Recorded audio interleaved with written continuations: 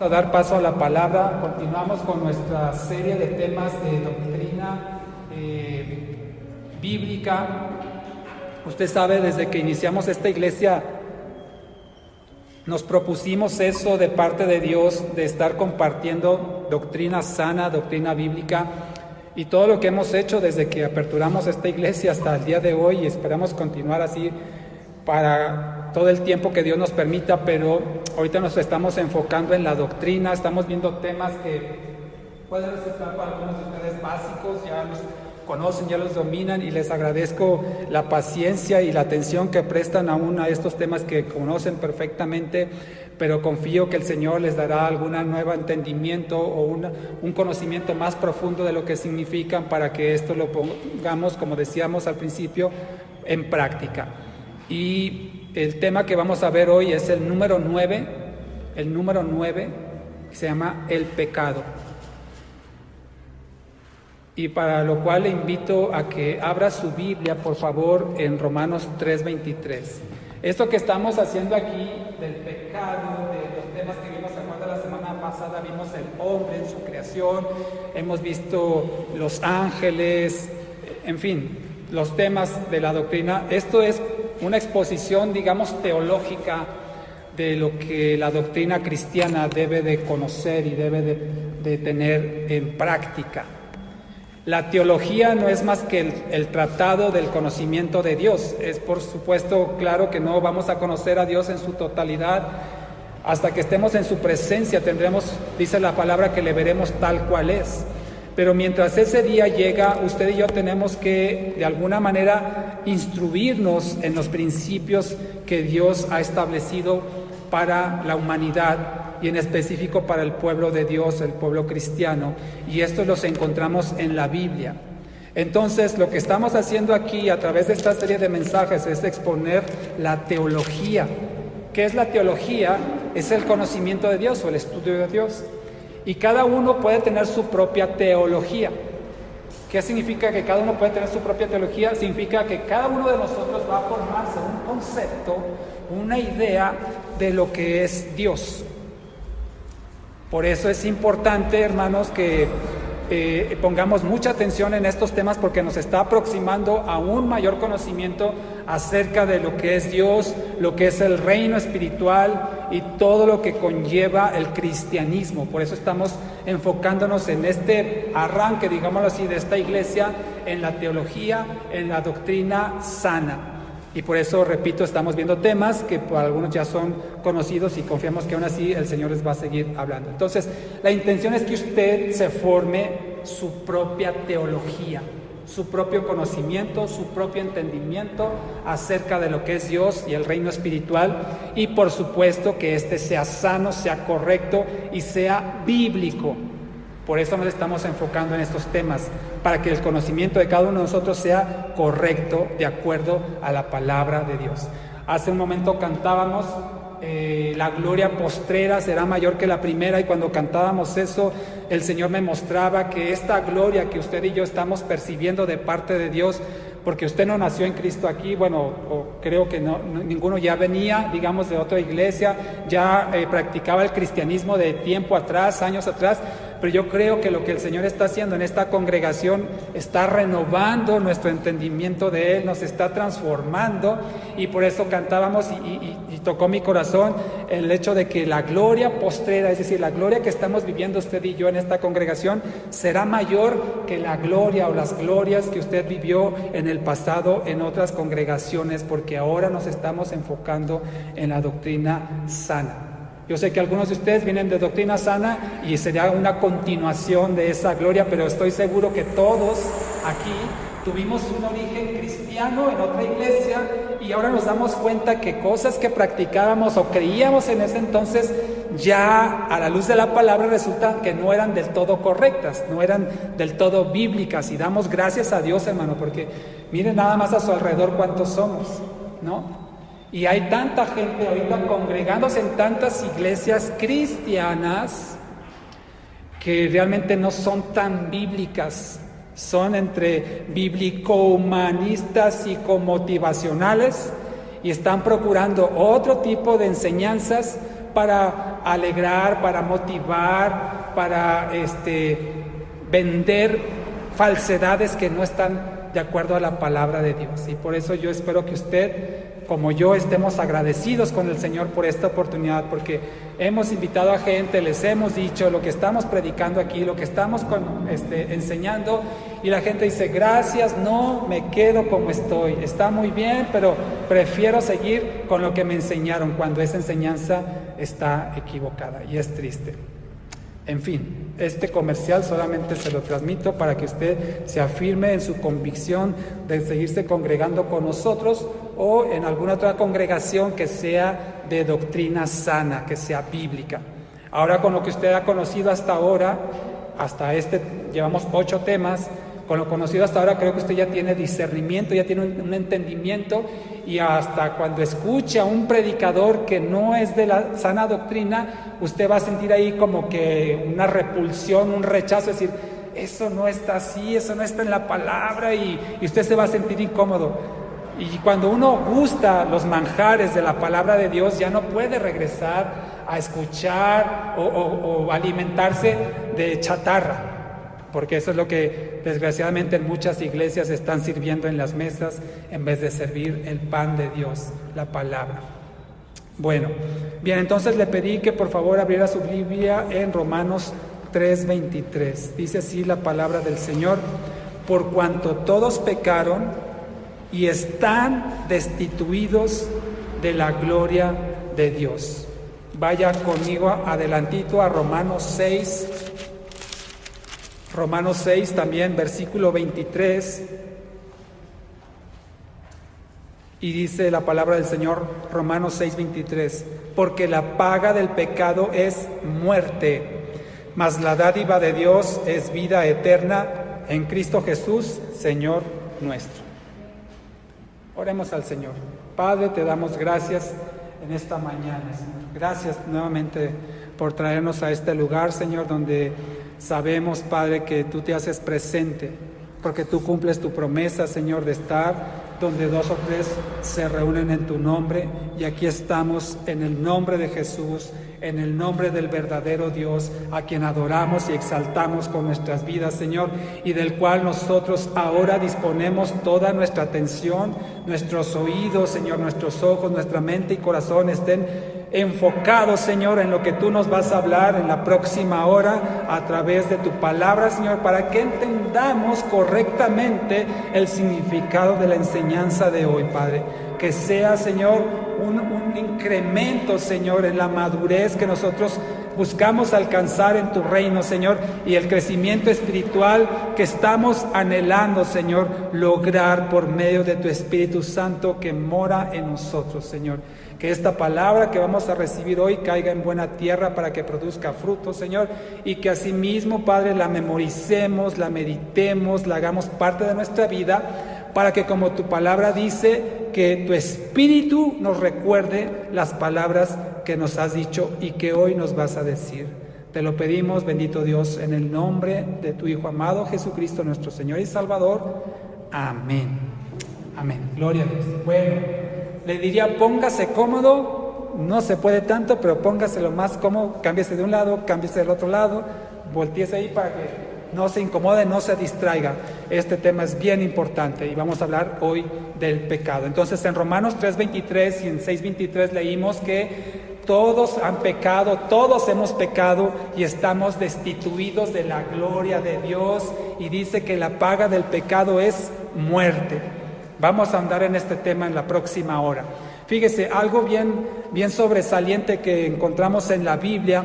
Usted puede leer la Biblia de principio a fin, y por si no lo sabía, se lo digo, está dividida en capítulos y en versículos. Eso no es que la Biblia originalmente tuviera esas divisiones, sino que fueron añadidas por el hombre para darle una lógica a la agrupación del texto que se está estudiando, y para que podamos localizar rápidamente los pasajes que son relevantes para una predicación, ¿no? Así podemos llegar rápidamente al libro, capítulo y versículo. Bueno, le digo que la Biblia tiene 1189 capítulos.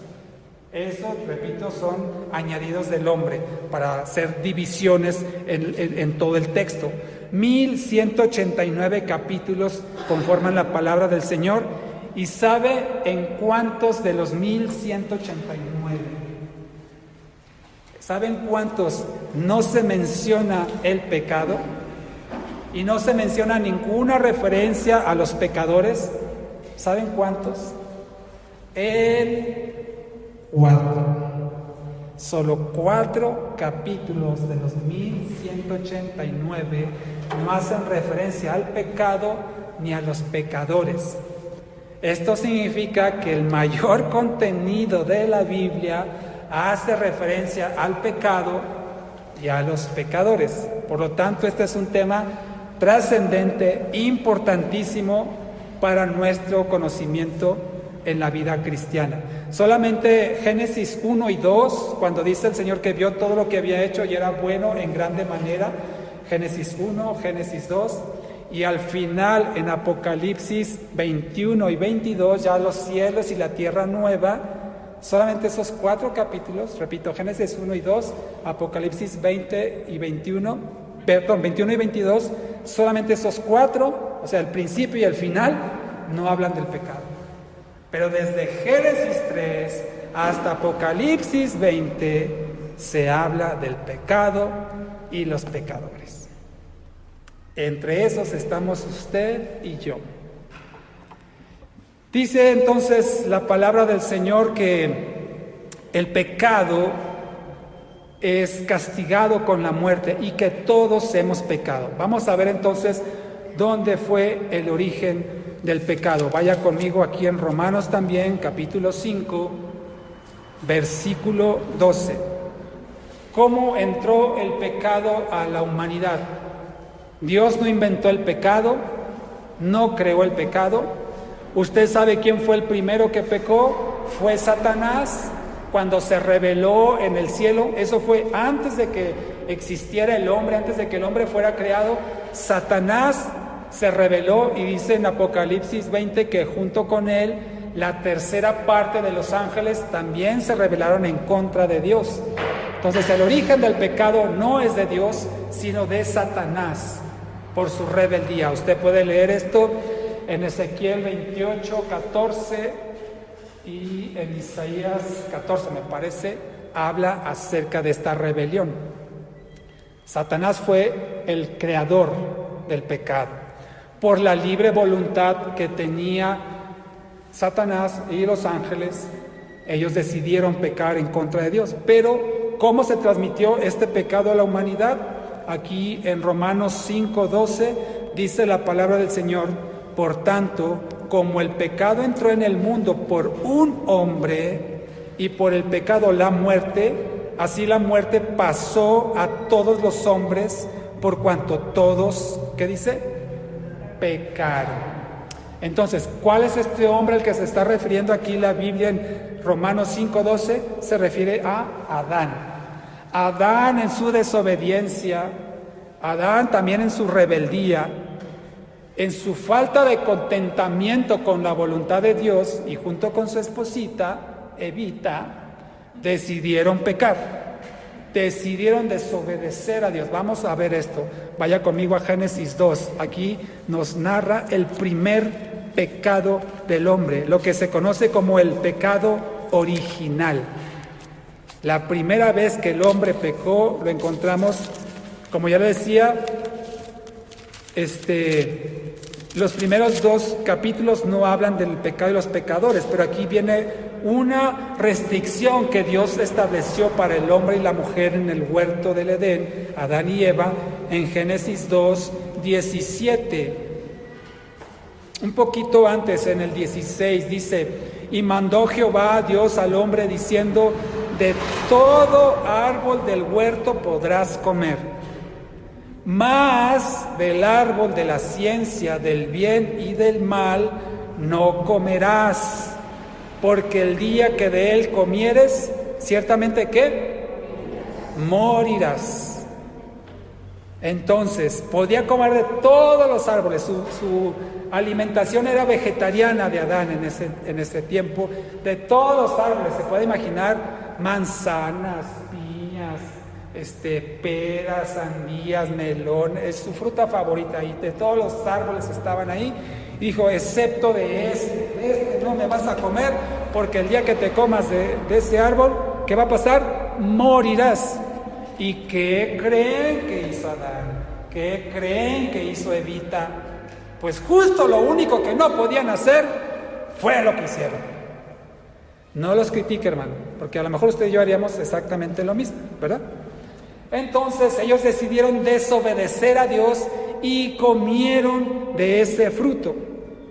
Le aclaro algo, no se sabe qué fruto es, no pensemos que es el chilacayote o no sé cuál, no dice la Biblia, solamente que era un fruto que no podían comer, lo comieron. ¿Qué nos demuestra esto?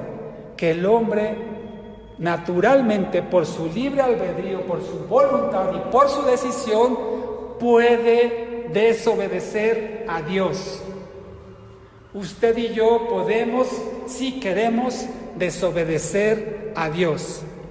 Sin embargo, la desobediencia a Dios es pecado. Ya acabamos de leer en Romanos que la paga del pecado es ¿qué? En Romanos 6:23, la paga del pecado es la muerte. Bueno, pues justo lo único que no podían hacer fue lo que hicieron y por lo tanto ellos desobedecieron a Dios. Ahora, ese fruto, el cual haya sido que comieron, dice que se veía delicioso, dice codiciable, dice la palabra. Ya en Génesis 3 ya nos da la narración. En 1 y 2 no pasó nada, hasta 3 cuando vino la serpiente y engañó a Eva, ¿se sabe la historia? Dice que era codiciable para adquirir el conocimiento.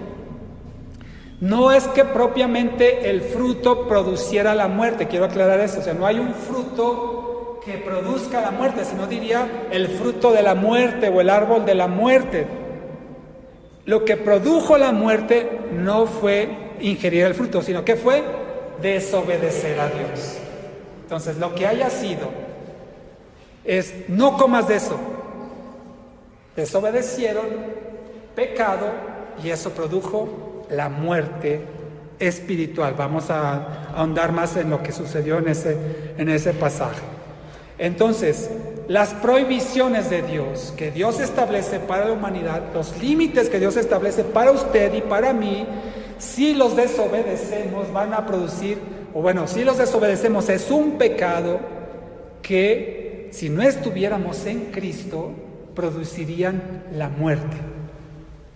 Veremos en las próximas semanas la diferencia entre el pecado de una persona que no está en Cristo y el pecado de una persona que sí está en Cristo.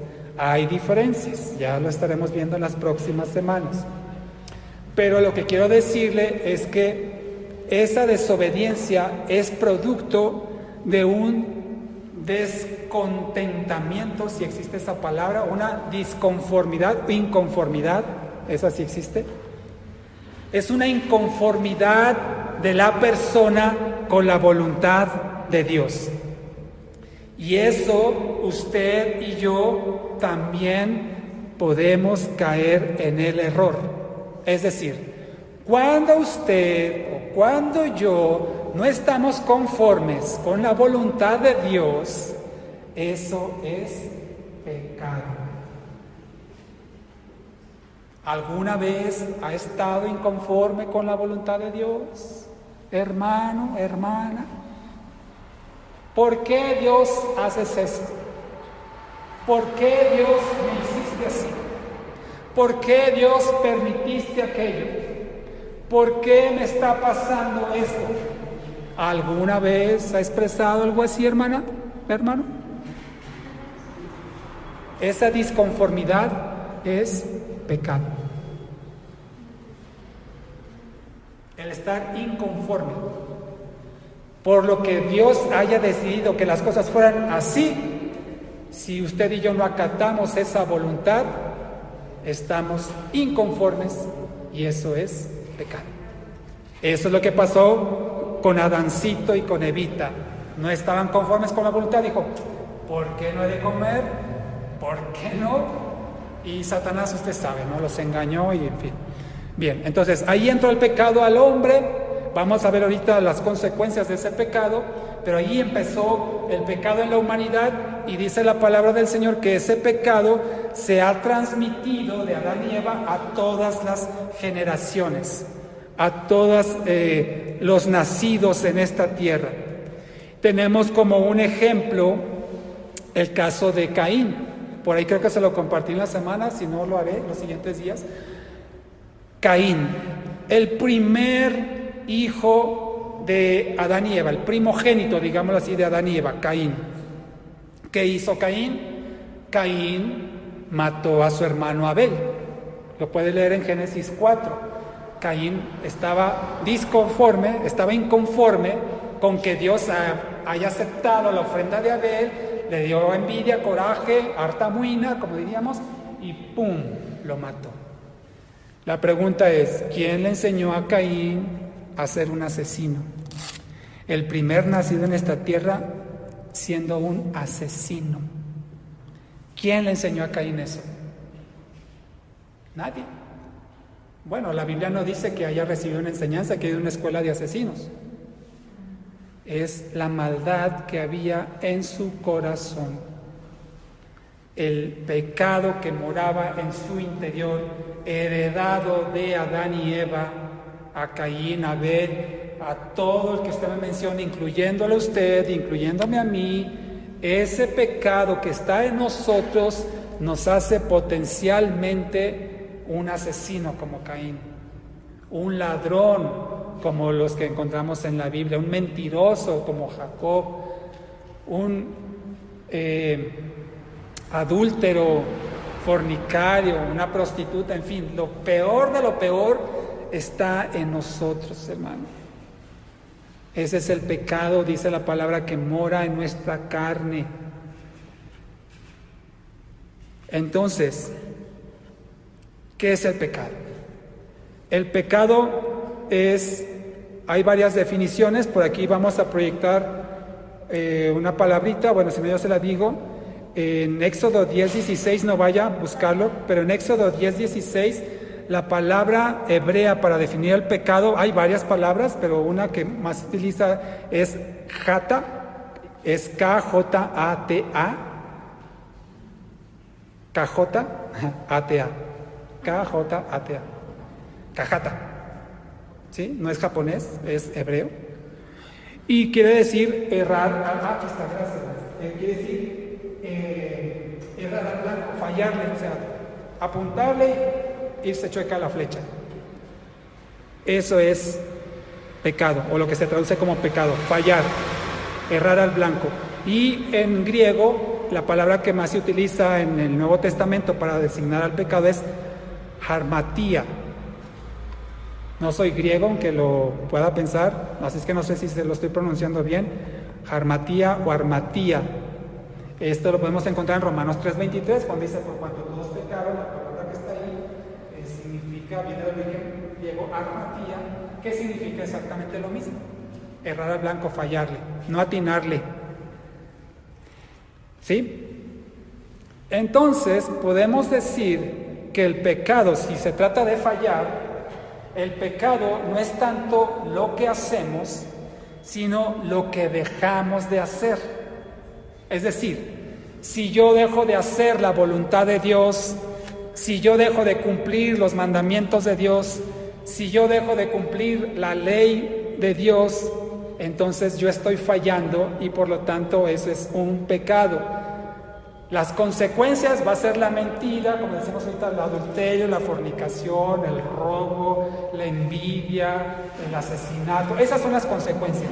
Pero realmente el pecado es no hacer la voluntad de Dios. Por eso, repito, no es tanto lo que sí hacemos, esa es ya la consecuencia, es el fruto, sino lo importante es lo que no hacemos, esa es la raíz, y no hacer la voluntad de Dios en todas sus dimensiones es pecado. Así es que podemos decir, como un resumen muy sencillo, que el pecado es fallar en el blanco, o podemos decir que el pecado es inconformidad con la voluntad de Dios. No estar de acuerdo, porque no es necesario ejecutar la acción para que haya pecado en nosotros. Con el simple hecho de pensarlo, eso ya está cometiendo un pecado. ¿No lo dijo así Señor Jesucristo? Cualquiera que mira a una mujer y la desea en su corazón, ya adulteró con ella. Entonces no es necesario ejecutar la acción, sino el simple hecho de pensarlo ya es un pecado.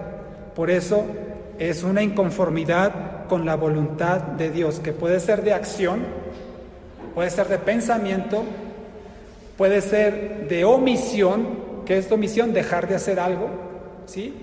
El que sabe hacer lo bueno y no lo hace, ya le es pecado. Entonces también es dejar de hacer lo bueno. O de intención, repito, puede ser de acción, de pensamiento, de omisión, que significa dejar de hacer algo que es bueno, o de intención. O sea, aún con la intención podemos estar pecando. Por ejemplo, yo sé de una persona que a lo mejor está pasando un problema económico, yo traigo dinero y le digo, aquí está, yo te doy esto, que el Señor te bendiga. Y lo hago no tanto para ayudar a la persona, o más que para ayudar a la persona, para agradar, llamar la atención de las personas y decir, miren, yo qué buena onda soy, ayudo a la gente necesitada. Entonces la intención de mi corazón no fue sincera y no fue honesta, no fue bíblica, digámoslo así, de acuerdo a los principios de Dios.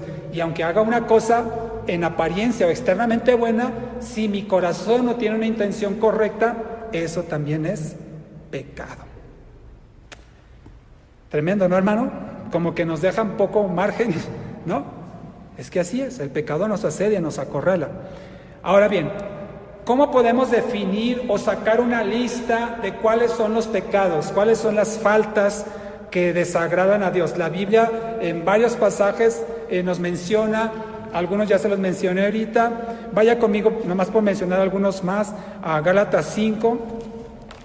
Gálatas 5.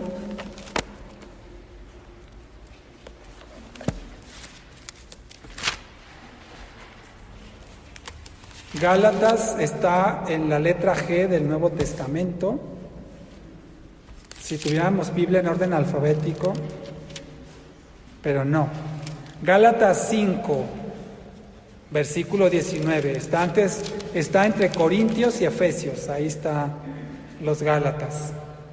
5, 19. Habla de las obras de la carne. Dice adulterio, fornicación, inmundicia, lascivia, idolatría, hechicerías, enemistades, pleitos, celos, iras, contiendas, disensiones, herejías, envidias, homicidios, borracheras, orgías y cosas semejantes a estas. No voy a decir presente, no. Todas esas cosas, hermano, son pecados que la Biblia menciona en específico. Pero no todos los pecados cometibles están en la palabra del Señor. Es donde usted y yo tenemos que decir, a ver, ¿dónde dice eso la Biblia? Y lo retan a uno diciendo, a ver, ¿dónde dice la Biblia que no me puedo fumar un cigarro? ¿Dónde dice la Biblia que no puedo drogarme? Ciertamente, la Biblia no dice esa palabra en específico. Pero sabemos que hay principios en la palabra de Dios que van a dar respuesta a todas las preguntas, a todas las dudas que las personas puedan tener acerca de la vida terrenal. Todo tiene respuesta en la palabra. Aunque no encontremos, repito, una palabra específica a esa mención, sí tenemos un conocimiento de la palabra que nos permite saber si eso es bueno o es malo. Fumar es terrible, es malo para el cuerpo. La drogadicción o las drogas son malas y dañinas para el cuerpo.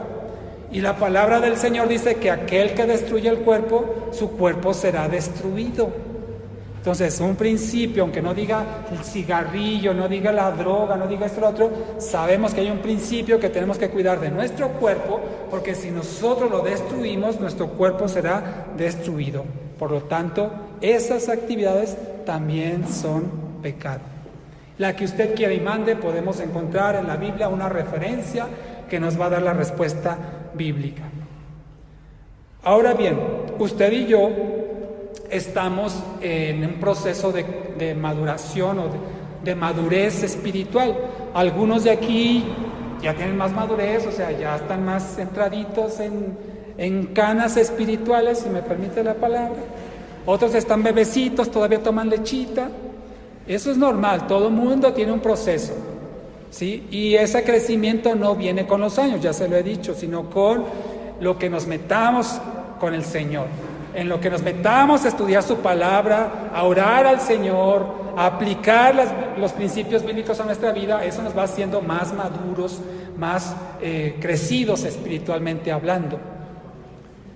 Pero como parte de esa libertad también está la decisión que usted y yo tenemos que vivir o decisiones que debemos de tomar en la vida y nuestras responsabilidades. Entonces, usted y yo somos responsables de vivir como Cristo.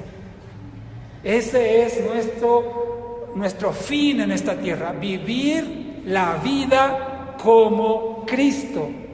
Por eso usted se llama, se apellida Cristiano, ¿verdad? Y no es Ronaldo, o Cristiana, y no es Aguilera, no se llama así, ¿verdad? Bueno, usted lleva el nombre de Cristo. Por lo tanto, su responsabilidad y mi responsabilidad es vivir como Cristo.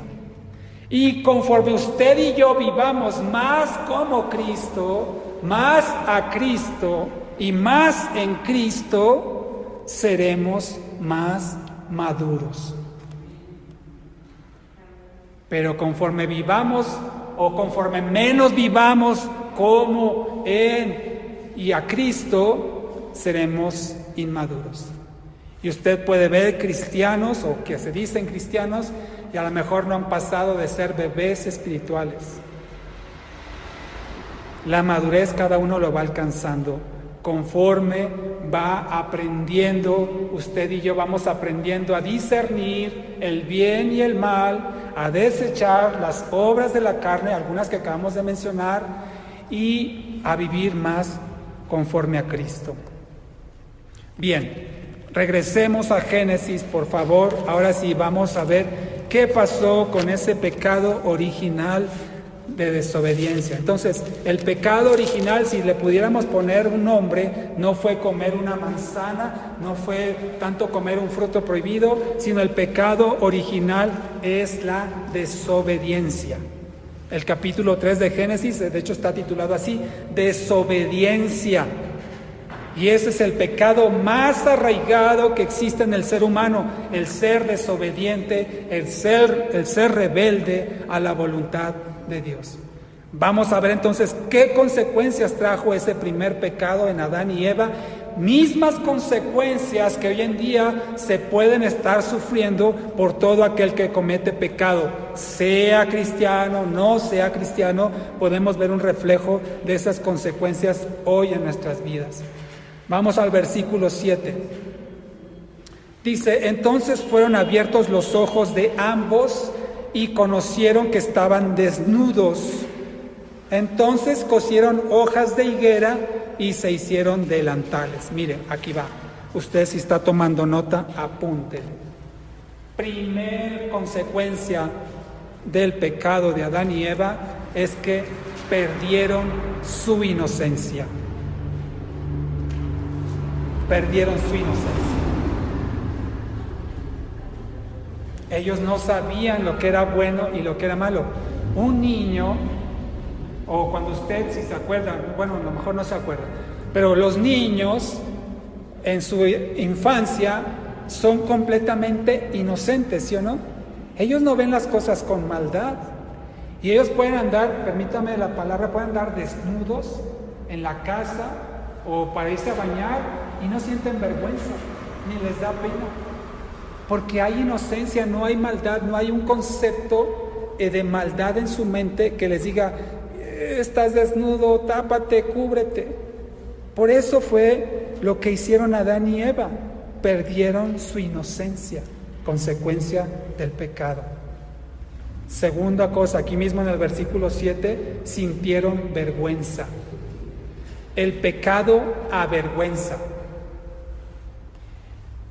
Y uno sabe, hermano, a mí me pasaba antes a una iglesia donde asistía, y cuando yo iba mal a esa iglesia, o sea que yo iba con pecados no arrepentidos, y me presentaba y me daba pena, o sea, ni siquiera quería ir a la iglesia porque dije, se van a dar cuenta, hasta uno siente, ¿verdad? Como que la gente se va a dar cuenta de nuestro pecado y nos van a decir, nos van a ver feo, o ya veíamos que el pastor se dirigía a nosotros y dice, ay, me está viendo, me va a descubrir, ¿no?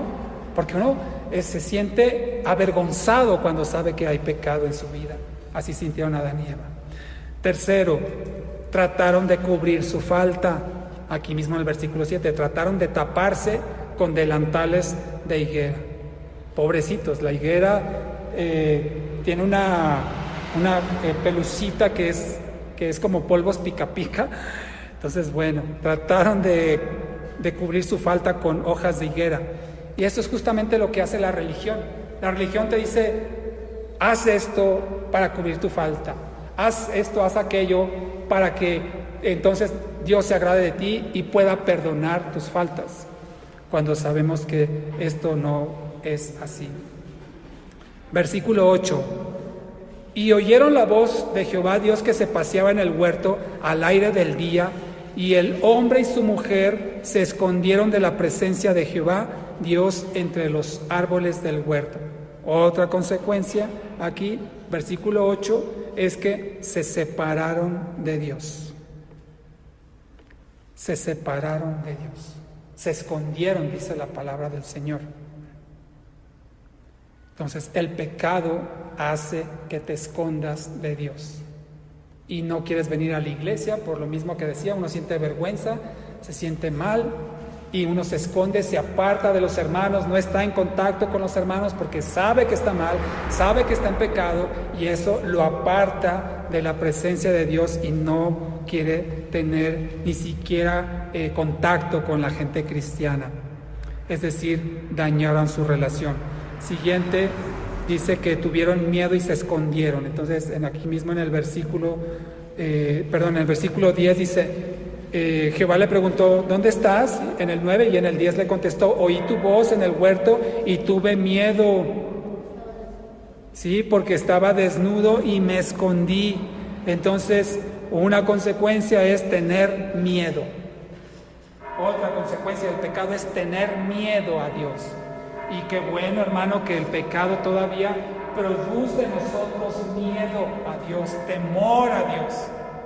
¿Sabe usted, hermano? ¿A quién le tenemos que tener miedo? ¿Al hombre? No, ¿verdad? Dice la palabra. ¿A Satanás tenemos que tener miedo? ¿A quién le tenemos que tener miedo? ¿A Dios? Dice la palabra, dura cosa te es caer en manos de un Dios vivo. A Él le tenemos que tener miedo reverente. Porque dice inclusive la palabra, no le tengas miedo al que no puede destruir tu alma. Tenle temor a aquel que puede condenar tu alma. Al que le tenemos que tener miedo, hermanos, es a Dios. Aún en Cristo, si usted y yo cometemos pecado, que sabemos que todos nuestros pecados están perdonados, y lo veremos en las próximas semanas con la salvación, pero aunque usted y yo en Cristo cometamos un pecado, tenemos que tener temor, pavor a Dios por las consecuencias de ese pecado. No nos vamos a ir al infierno, pero podemos sufrir graves consecuencias por los pecados cometidos de los cuales no nos arrepentimos y no nos ponemos a cuenta, no solamente con Dios, sino con la persona también, o las personas que estuvieron involucrados en esa falta. Tengamos temor a Dios. Y qué bueno, repito, que Dios por medio de su Espíritu Santo nos da temor de las consecuencias del pecado, porque eso nos invita a ponernos a cuentas con el Señor. Malo que tuviéramos una conciencia cauterizada, que ya ni sintiéramos remordimiento ni arrepentimiento por el pecado. Gracias al Señor por su temor. Bien, siguiente. En el versículo 12 y 13, cuando les pregunta ¿qué hiciste?, ¿verdad? Le pregunta Dios a Adán en el 11, y en el 12 le responde que la mujer que me diste por compañera me dio del árbol y comí. Y luego le pregunta a Dios a la mujer ¿qué hiciste? Y la mujer le dijo, la serpiente me engañó y comí. Entonces, una consecuencia del pecado, aquí el versículo 12 y 13, es culpar a alguien más. Los echaculpas, culpar a alguien más en vez de reconocer su falta. ¿Conoce usted a alguien así? Que siempre le echa la culpa a alguien más. ¿No estaremos hablando de usted? Yo a veces soy así, hermano. Mi esposa no me dejará mentir. Yo a veces soy así. Es que tú, es que el otro, es que aquello, es que... Nos entra la esquizofrenia, ¿no? Es que... Cuando lo que Dios esperaba del hombre es que dijera, Señor, me equivoqué. Señor, yo fallé. No. Y la mujer a la serpiente, y la serpiente así como que chispas, ¿verdad? ¿A quién le echó la culpa? Entonces, un síntoma del pecado es tratar de culpar a alguien más en vez de reconocer su propia falta. Otra consecuencia del pecado. Llevamos 6. La séptima, aquí mismo en el versículo 12, cuando el hombre le echa la culpa a la mujer, el pecado daña las relaciones. El pecado daña las relaciones.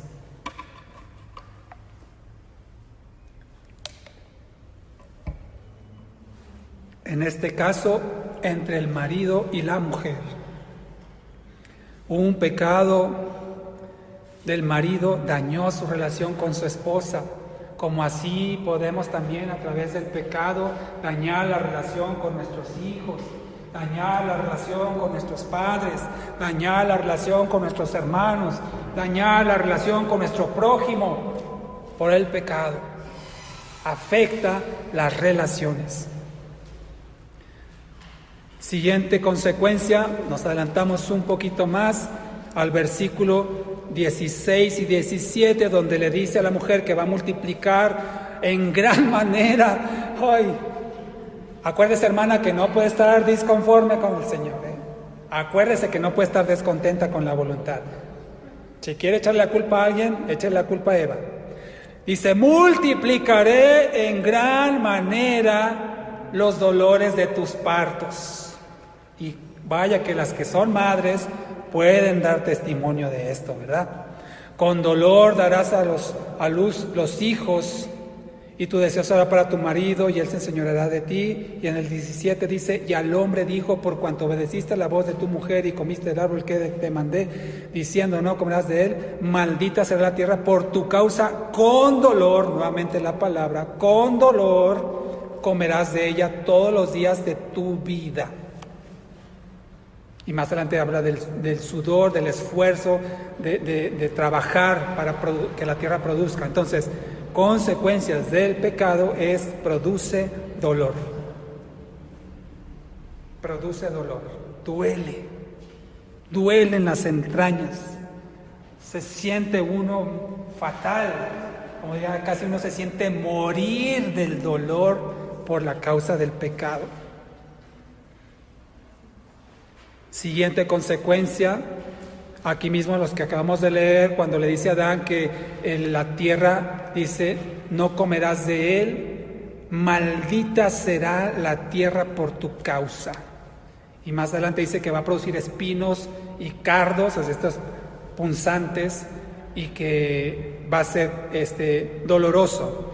Entonces, otra consecuencia del pecado es que la tierra fue maldecida. El pecado maldice la tierra. En este caso, podemos hacer un traslado de ese pasaje a nuestras vidas, y el pecado va a maldecir nuestra casa, va a traer maldición a nuestra economía, va a traer maldición a nuestra salud. El pecado trae consecuencias sobre nuestra tierra. Tan grande fue esta maldición, que ya lo vimos en otra ocasión cuando hablamos de Dios como creador. Seguimos sufriendo hoy en día los terremotos, los tornados, además del desequilibrio que el hombre ha hecho sobre la ecología, es por causa de que la tierra está maldecida. Y por último, en esta pléyade de consecuencias, versículo 19, creo que esta es la peor de todas.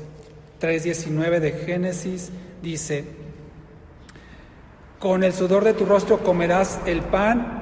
No es el trabajo, hermano, no piense que el trabajo es una maldición por causa del pecado, ¿no? Adán ya cuidaba el huerto antes del pecado, no es esa. Dice: hasta que vuelvas a la tierra, porque de ella fuiste tomado, pues polvo eres y al polvo volverás. ¿Qué significa esto? La consecuencia del pecado es la muerte. Muerte. Está establecido en la palabra de Dios que la paga del pecado es la muerte. Lo acabamos de leer en Romanos 6:23. Entonces, la más grave consecuencia del pecado es la muerte. Ahora bien, ya haremos una distinción, como se lo dije en las próximas semanas, acerca del pecado de un cristiano, la diferencia contra el pecado de un no cristiano. Un cristiano que peca no necesariamente va a significar su muerte, pero sí significa un apartamiento de la comunión con Dios. Por lo tanto, la muerte a la que se refiere aquí no es tanto una muerte física, sino a una separación de Dios. Entonces se refiere a una muerte espiritual. Si fuera física, en ese mismo instante comen el fruto y ahí se caen, muertos. No, todavía vivieron. Dice la palabra que Adán vivió 900 y tantos años todavía. Era un chavito cuando pasó esto. Todavía vivió 900 años. Entonces, no es propiamente una muerte física, que sí puede venir una muerte física por causa del pecado, sí, claro. Una desobediencia puede significar la muerte física. Aún en un cristiano puede significar también una muerte física. Tenemos el caso de Ananías y Zafira, ¿se acuerda? Que ellos, dice la palabra del Señor, en Hechos 3 me parece, que ellos mintieron al Espíritu Santo y entonces ahí mismo cayó Ananías, cayó Zafira por mentirle a Dios. Entonces un pecado sí puede significar la muerte física. Yo también pienso que por el mal testimonio que da un cristiano cuando peca, el Señor a lo mejor puede decir: ¿sabes qué? Mejor me lo traigo antes de que siga ensuciando más el nombre de Cristo en la tierra, siendo piedra de tropiezo y ensuciando el Evangelio.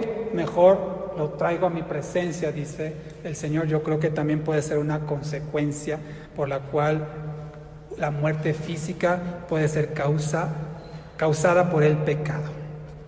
Bien, entonces la más grave consecuencia del pecado es la muerte, como lo acabamos de leer en el versículo 19 de Génesis 3. Y en Romanos 5, vaya conmigo, Romanos 5, dice en el versículo 10, dice: porque si siendo enemigos fuimos reconciliados con Dios por la muerte de su Hijo, mucho más estando reconciliados seremos salvos por su vida. Entonces, el que peca, o el pecador, mejor dicho, es un enemigo de Dios. El pecador es enemigo de Dios. Por lo tanto, hay una enemistad, hay una contienda, hay una lucha entre el pecador y Dios. ¿Y quién cree usted que va a ganar? Por supuesto que Dios.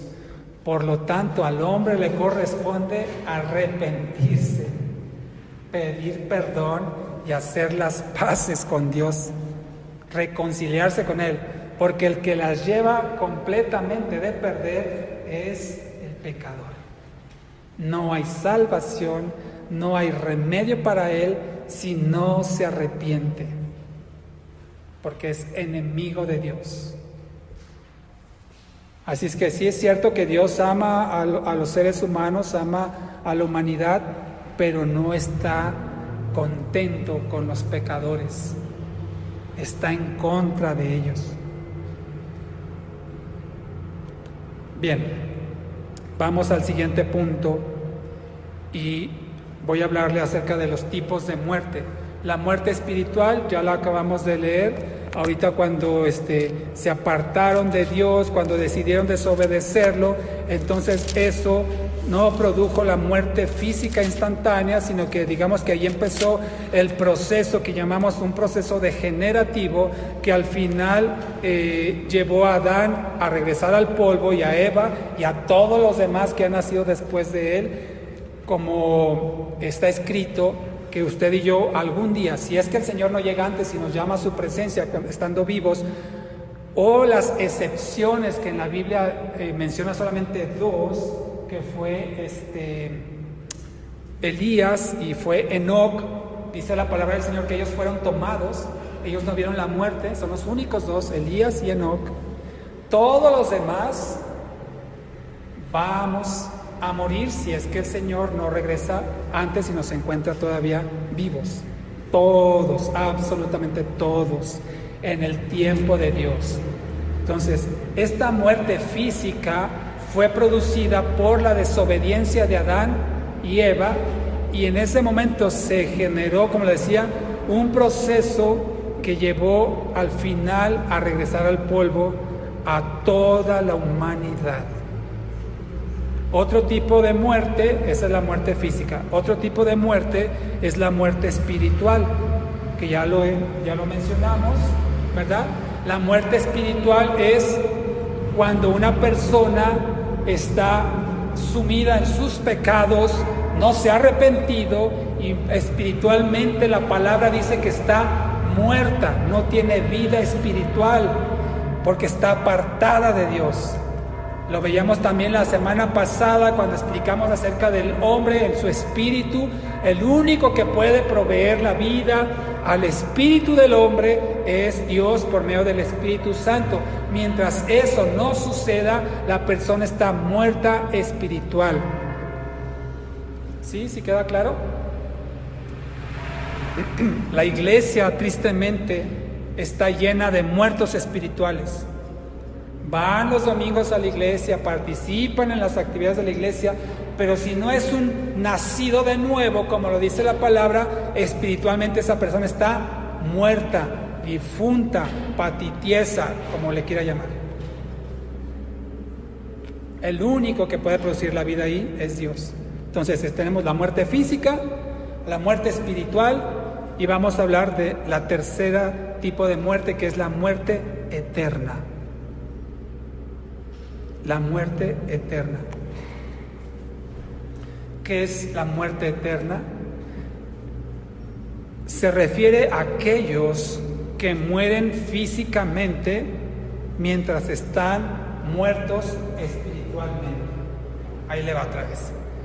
La muerte eterna se refiere a aquellos que mueren físicamente cuando están muertos espiritualmente. En otras palabras, una persona que está muerta espiritualmente, ya lo dije, porque no ha nacido de nuevo del espíritu, muere físicamente, ya por esa persona no se puede hacer absolutamente nada. Murió en una condición apartado de Dios, y por lo tanto viene lo que la Biblia llama la segunda muerte, es decir, ya murió físicamente, la Biblia dice que va a morir por la eternidad, su alma va a ser condenada, juzgada, atormentada en el lago de fuego, lo dice Apocalipsis 20. Esta es la segunda muerte, la muerte eterna.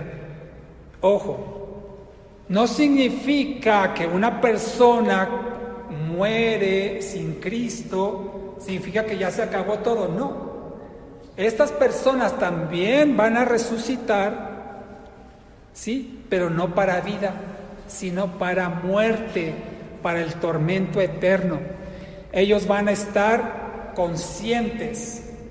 Inclusive podemos entender que en un cuerpo también transformado y propicio para ser atormentados día y noche por siempre. Eso es lo que le espera a los que mueren sin Cristo. Y eso a usted, a mí, nos debería hacer sentir mal. Debería de darnos compasión el saber que gente a nuestro alrededor, gente cercana a nosotros, inclusive parientes nuestros, familiares, están en esa condición. Y ha sido por la misericordia de Dios que no han fallecido, pero si llegan a morir en esa condición, viene su segunda muerte, que es el tormento eterno para todo el tiempo en el lago de fuego. No nos imaginamos, hermano, en serio, créame, no tenemos ni idea de lo que es eso. Dice la Biblia, describe el lugar como el lugar del lloro y el crujir de dientes. De ser algo tormentoso, algo espantoso, algo horrible, y gente cercana a nosotros se encuentra en esa condición. Así es que Dios nos invita a que usted y yo hagamos algo por ellos. Les hablemos de Cristo, les prediquemos el Evangelio. Ya será su decisión si lo rechazan o no, pero que no quede en nosotros el hablarles de que hay oportunidad para ellos si tan solo se arrepienten y se entregan al Señor. Bueno, ahora bien, 2 puntos más para terminar. Primero, ese pecado que cometieron Adán y Eva de rebeldía, de inconformidad con la voluntad de Dios, que podemos llamar el pecado original, ya vimos que corrompió su cuerpo.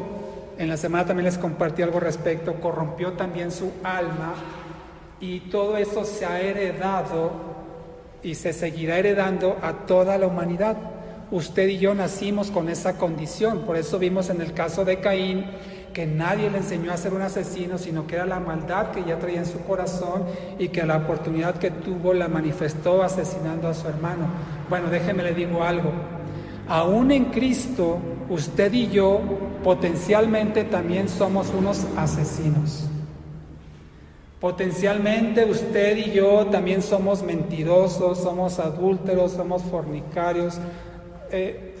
Lo peor del ser humano reside en usted y reside en mí, en nuestra carne.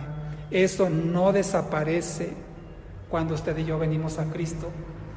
Queda contenida toda esa maldad, todo ese pecado en la carne. Por eso dice la palabra del Señor que esta carne, dice, ni huesos ni sangre entrarán al reino, heredarán el reino de los cielos. Por eso este cuerpo tiene que regresar al polvo para que ahí permanezca para siempre el pecado y seremos transformados.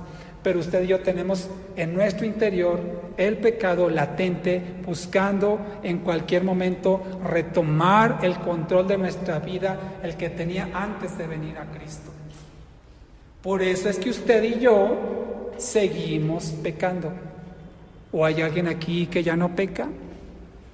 Si hay alguien aquí que ya no cometa pecado, avíseme para ponerle aquí un nicho y ponerle un altar, hermano. No es cierto. Pero todos nosotros seguimos cometiendo pecado.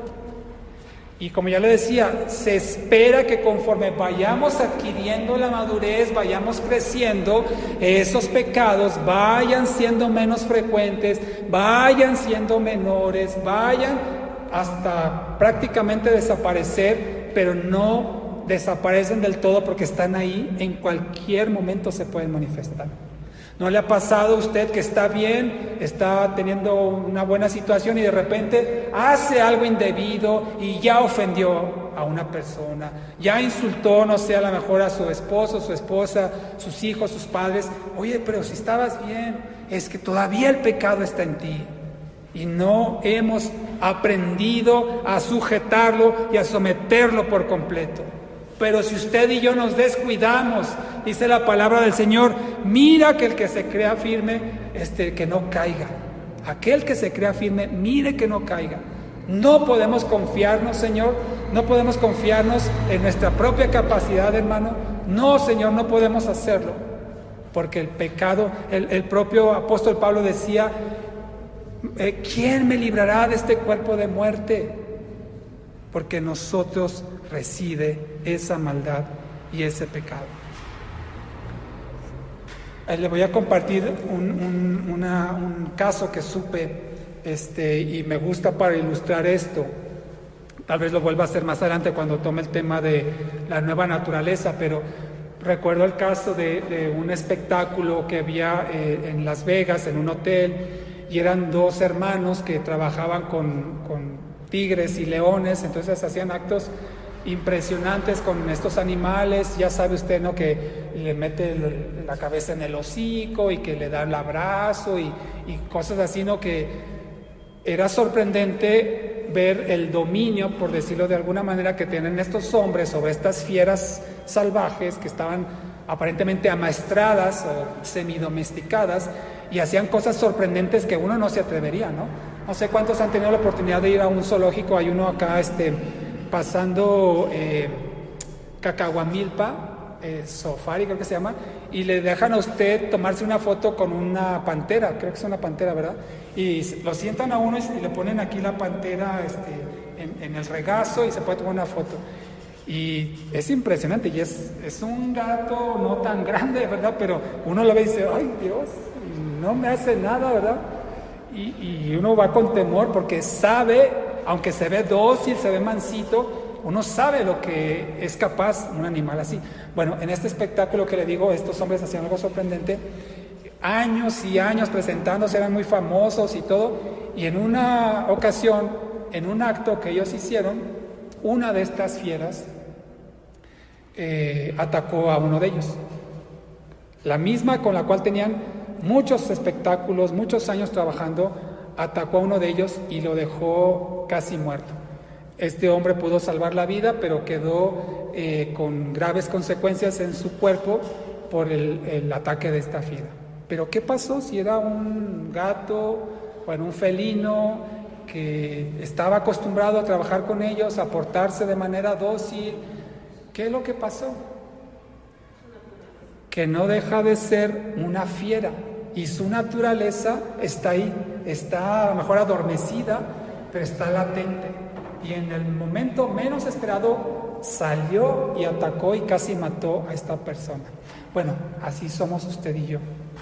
En nosotros está esa fiera dormida. No me refiero a la cantante, no es una leona dormida. Hay una fiera en nuestro interior, hermano, que en cualquier momento puede despertar.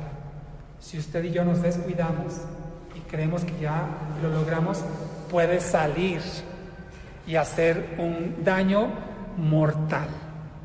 Puede acabar con las personas, puede lastimar severamente, puede causar un grande daño y a veces hasta irreparable. Por eso usted y yo tenemos que tener cuidado, porque eso no desaparece. Aún con el Espíritu Santo en nosotros reside el pecado en este cuerpo, y tenemos que aprender a contenerlo, a sujetarlo. Y eso lo estaremos viendo en las siguientes semanas. Vamos a terminar ahora sí. Vaya conmigo nuevamente a Génesis capítulo 3 y vamos a ver. Ya estudiamos las consecuencias de lo que el hombre y la mujer hicieron en esos 10 puntos, las consecuencias del pecado, que también son aplicables a nuestras vidas cuando pecamos. Pero vamos a ver ahora, en contraparte, qué hizo Dios. ¿Qué hizo Dios al respecto?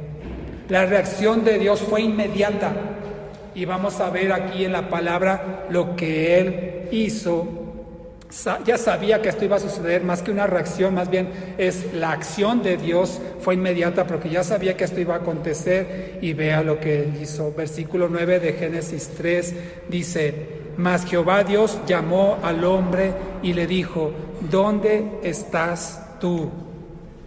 Dios ya sabía que habían pecado y él le dice: ¿dónde estás, Adán? Entonces, ¿cómo actúa Dios cuando usted y yo pecamos? Nos busca. Dios nos busca. No solamente a los que estamos en Cristo, sino aún los que están sin Cristo. Dios los está buscando. Dios les está llamando y le dice: ¿dónde estás? ¿Qué estás haciendo? Y no lo pregunta porque Él lo ignora. Él lo sabe perfectamente. Pero era tan fácil, hermano, con esa pregunta contestarla. Dios está buscando al hombre, Dios lo busca constantemente. ¿No fue eso lo que hizo Jesucristo? Vino a la tierra cuando el hombre estaba perdido, sumido en el pecado y la maldad. Cristo vino a la tierra. El hombre no buscaba a Dios, Dios busca al hombre. Y el hombre es su decisión responder o no. Versículo 11, aquí mismo en Génesis 3, dice: y Dios le dijo, cuando Adán le contestó que estaba desnudo, ¿verdad? Que le dio miedo, y le dijo: ¿quién te enseñó que estabas desnudo? ¿Has comido del árbol que yo te mandé que no comieras? O sea, Dios lo confrontó. Entonces, segunda cosa que Dios hace: Dios busca y Dios confronta. Ahora lo hace por medio de su Espíritu Santo y viene la confrontación. Cuando usted y yo pecamos, Dios nos pregunta: ¿qué estás haciendo? ¿Qué hiciste? Y su Espíritu Santo nos va a confrontar, nos va a exhortar. Es decir, que Dios pone las cosas fáciles. Primero le dice: ¿dónde estás? ¿Quién te dijo eso? ¿Acaso comiste? ¿Qué esperaba de respuesta? ¿Usted qué hubiera contestado, hermano? Sí, Señor, perdóname. Me equivoqué, Dios. No quería hacerlo, Señor, y mira lo que hice, Padre. Perdóname. Dios esperaba una respuesta así. ¿Y qué hizo el hombre? No, esta mujer que tú me diste.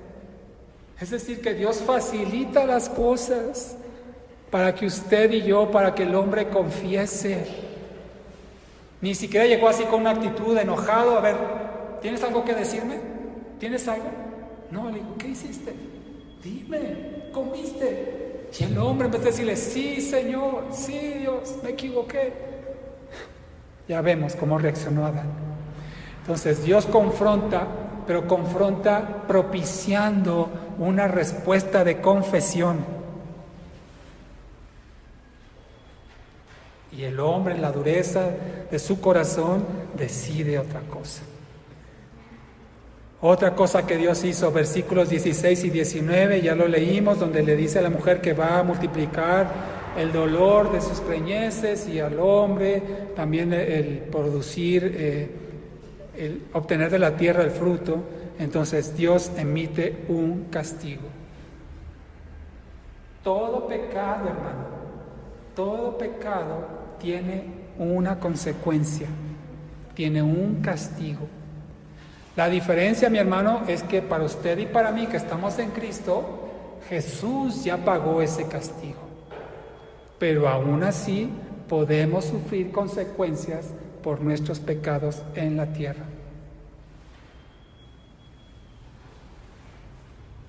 No crea que estamos exentos. Sí, el castigo de la muerte ya lo pagó Cristo, pero el castigo por causa de nuestro pecado lo podemos sufrir en esta tierra.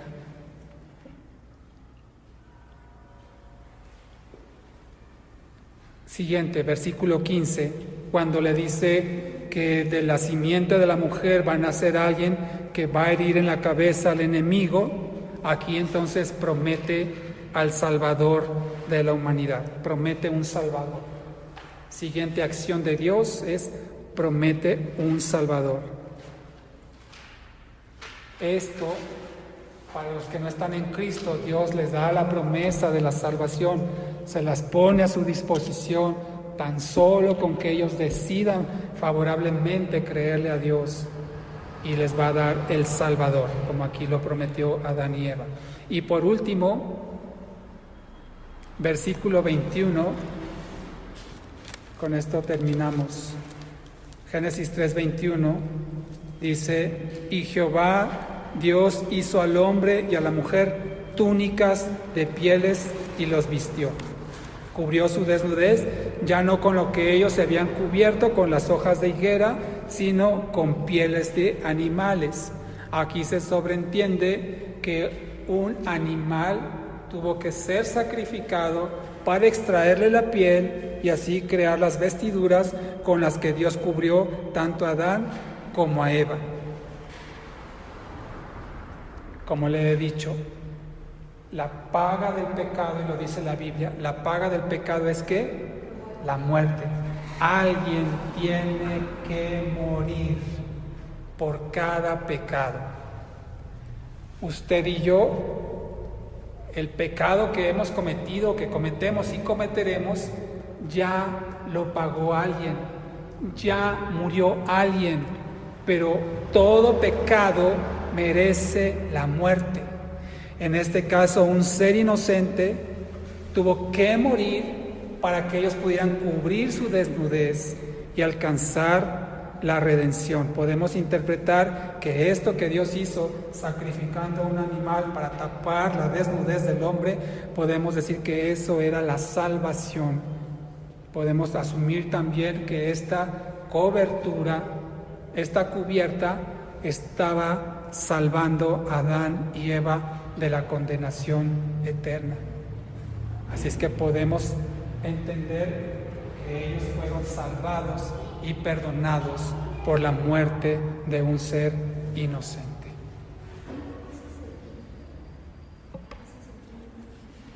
El quinto es: cubrió la desnudez de Adán y Eva. Así usted y yo somos cubiertos, dice la palabra, con la sangre de Cristo. Esa sangre derramada en la cruz no es que nosotros nos la estemos aplicando, sino que es algo que cubre nuestra desnudez, nuestro pecado y nuestra maldad. Y ese ser inocente, Jesucristo, que murió por nuestros pecados, ahora Él recibió el castigo de la muerte que usted y yo merecíamos. Y gracias a Él, usted y yo estamos exentos. No solamente nuestros pecados han sido perdonados, sino algo importantísimo, hermano.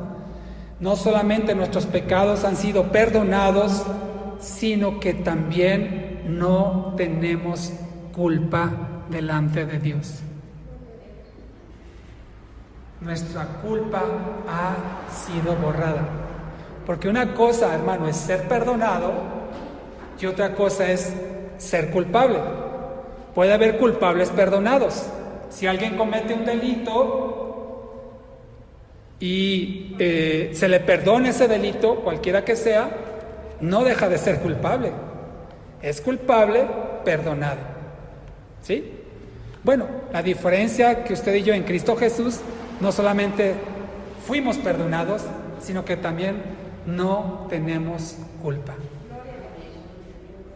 No somos culpables ya por la muerte de Cristo. Estamos exentos. Póngase de pie y vamos a orar al Señor para dar gracias. Podemos ver entonces el origen del pecado, las consecuencias del pecado, cómo este pecado se ha transmitido, pero también hemos visto, y espero que este conforte su alma y su corazón, la respuesta de Dios hacia el pecado. La próxima semana estaremos viendo el tema de la fe en Dios, donde entenderemos qué requiere el hombre, qué requiere la mujer para alcanzar ese perdón y ser liberados de esa culpabilidad que ya fue recaída en nuestro Señor Jesucristo. Cierre sus ojos y vamos a orar al Señor dando gracias. Gracias porque sabemos que somos pecadores, sabemos que seguimos pecando, que seguimos y seguiremos fallando, hermano. Espera el Señor, por supuesto, que cada vez lo hagamos menos, como ya lo dijimos, gracias al crecimiento y a la madurez espiritual que vamos alcanzando. Yo creo que venir a la iglesia, estar meditando en la palabra entre semana, estar estudiando la Biblia, nos ayuda a alcanzar ese crecimiento y esa madurez que nos va a permitir fallarle menos al Señor, o tal vez con menos frecuencia, con menos magnitud de nuestras faltas, porque estamos en un proceso, pero damos gracias al Señor que Él nos provee los medios para que nuestro pecado y nuestra culpa hayan sido borrados. Y no solamente eso, sino ser libres del poder del pecado y mejor aún, poder vivir una vida que le agrada al Señor. No importa, hermano, lo grave que sea el pecado, y te estoy hablando a ti que estás en Cristo, no importa lo grave que haya sido tu pecado, el Señor es fiel y justo para perdonar, y Él te puede restaurar. Y tal vez deberías de preguntarte si hay pecado en tu vida que no le has confesado al Señor, que no has querido entregarlo, que te has aferrado a ese pecado y sabes las consecuencias las estás sufriendo. Tal vez en tu salud, tal vez en tu relación, como lo vimos ahorita, con tu familia, con tus hijos, tus padres, tu esposa, tal vez en tu economía, así como Adán trabajaba arduamente para que apenas le produciera un poco la tierra. Pero lo más grave de ese pecado es que te aparta de Dios. Ciertamente, como estando en Cristo ya no hay condenación contra nosotros porque hemos sido justificados por la fe, pero el pecado nos aparta de Dios, nos aparta de la comunión de nuestro ser amado. No sé cuál sea la persona que más amas aquí en la tierra. Tal vez es tu mamá, un hijo, tu papá, tu esposo, tu esposa. Es el ser más amado que tienes aquí en la tierra. Imagínate que te apartas de Él y no tienes contacto con esa persona. Te sentirías mal, te sentirías vacío, te sentirías incompleto, que algo te falta. Bueno, así deberías de sentirte cuando pecas, porque cuando pecamos nos apartamos de nuestro amado Dios, de nuestro Señor Jesucristo, porque Él no puede consentir que haya pecado en nuestras vidas y que nos podamos acercar a Él. No es posible. Así es que, amado hermano, amada hermana, yo te pido en esta mañana de parte de Dios que tomemos este tiempo para ponernos a cuentas con Él y pedirle perdón si hay algo que ahorita el Espíritu Santo a través de esta hora te ha mostrado que estás mal. Y te pregunta el Señor, ¿dónde estás? ¿Dónde estás? ¿Qué hiciste? Y no es porque Él lo ignore, sino porque te está invitando a que confieses tu falta, a que confieses tu pecado, para que Él te restaure y te perdone y vuelva nuevamente a tener comunión contigo. Toma este tiempo para ello.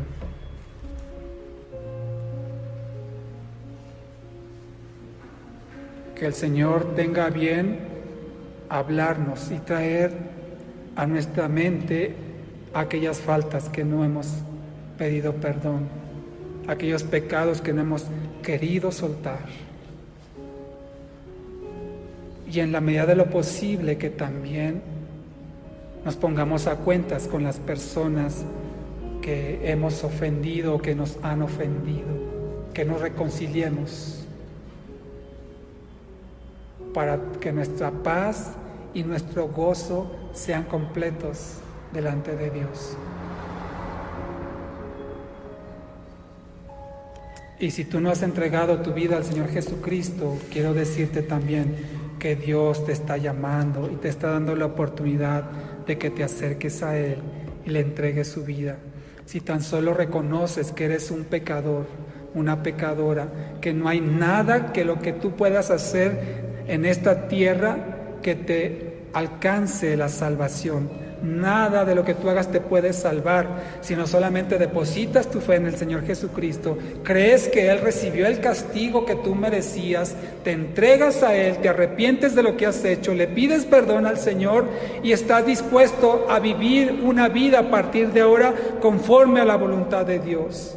Ya no volviendo a ser lo que eras antes, sino conforme la palabra de Dios dice, como una nueva persona, como un recién nacido. Si tú estás dispuesto a hacer eso, sea que estás aquí presente o estás escuchando esta grabación, yo te invito a que hagamos una oración juntos y le digas: Señor, perdóname. Perdóname, Padre, porque reconozco que he pecado delante de ti, delante de los hombres, he hecho lo malo ante tus ojos, Señor, y hoy vengo ante ti a pedirte perdón, porque me doy cuenta, Señor, que nada de lo que yo pueda hacer me va a salvar, nada de mis acciones me justificarán delante de ti, por eso te pido perdón, Señor. Perdóname, Padre, y dame la oportunidad de vivir para ti, Señor, vivir conforme a tus propósitos, de acuerdo a tu voluntad, dejando mi vieja manera de vivir y viviendo la nueva vida en Cristo. Yo reconozco que Jesús murió por mí en la cruz del Calvario, le reconozco a Él como mi Señor y mi suficiente Salvador y le entrego mi vida y te pido, Señor, que entres a mí, que envíes a tu Espíritu Santo a mi vida, Señor, tomes el control y el dominio de la misma, Señor, y que así pueda vivir ahora la nueva vida espiritual que tú me obsequias, Señor. Dame esa oportunidad, Señor, de vivir para ti, conforme a ti, Señor. En el nombre de Jesús. Amén. Amén. Si tú has hecho esta oración por primera vez y estás convencido de que te has arrepentido y reconoces que Jesús es tu Señor y Salvador, no te aísles, busca ayuda, alguien que te pueda instruir en el conocimiento de la nueva vida espiritual, en la palabra de Dios. Si tú asistes a esta congregación, sigue asistiendo, síguete instruyendo, adquiriendo más conocimiento para que lo pongas en práctica en tu vida. Si tú no asistes a una iglesia de este tipo, te invitamos a que acudas aquí a nuestra iglesia. La persona que te envió este audio seguramente te dirá cómo llegar, o asiste a una iglesia de sana doctrina para que esta vida espiritual que recién has adquirido crezca, se fortalezca y puedas entonces vivir la vida que le agrada a Dios. Te damos gracias, Padre, por tu palabra en este día. Te damos la gloria, la honra y la alabanza por todo esto, Señor, que ha acontecido, y te pedimos que nos lleves con bien a nuestro destino, Señor, que podamos tener una tarde apacible, Señor, meditando en lo que hoy nos has hablado, y una semana, Señor, poniendo en práctica esta enseñanza, Señor, teniendo una vida que se aproxime más a la que tú esperas que tengamos, Señor. En el nombre de Jesús te lo pedimos, Padre. Amén.